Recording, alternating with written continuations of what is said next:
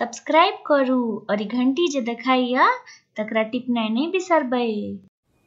नमस्कार प्यारे मैथिल चैनल पर अहाँ सबके बहुत बहुत स्वागत। आइ हम लऽ के एलहुँ एगो उठंगर के गीत, तो सुने जाओ उठंगर के गीत।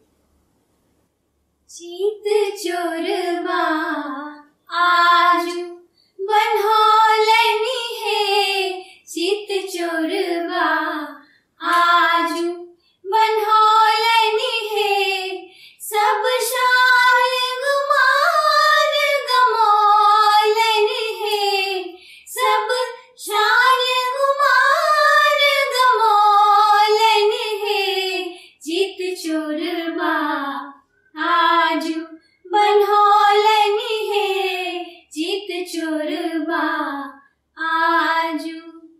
एही चित चोरबा के सिरमणि मोरिया, एही चित चोरबा के सिरमणि मोरिया, छोड़बा छवि छहरौलनि हे, आहे छोड़बा छवि छहरौलनि हे, चित चोरबा आजू बनौलनि हे, चित चोरबा आजू।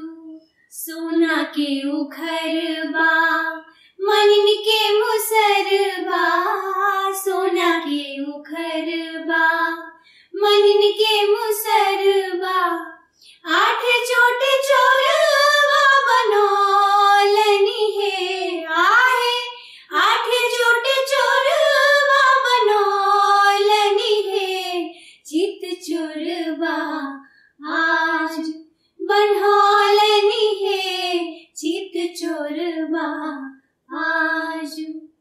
धन्यवाद।